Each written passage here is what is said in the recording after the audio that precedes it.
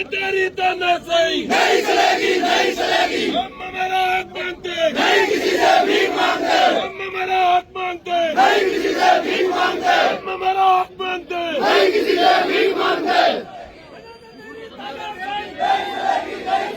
जिला प्रशासन होश में आओ, होश में आओ, होश में आओ। मोदी अल्टीमेट प्रोजेक्ट की मांग रद्द करो।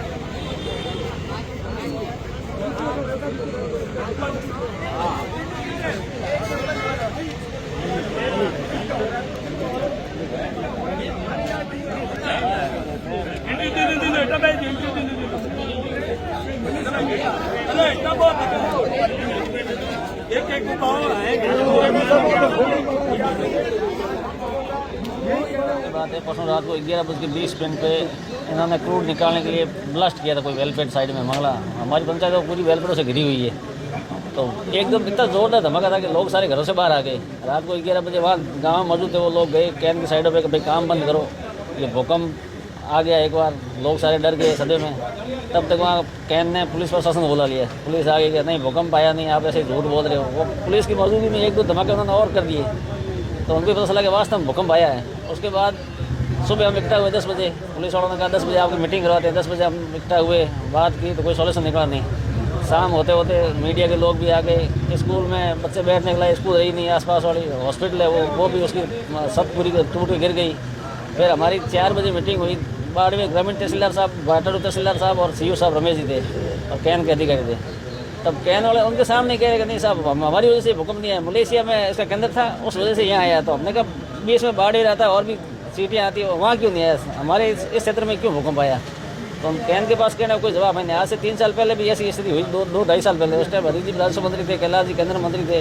हमने 1 महीना धरना दिया था गाँव वालों ने।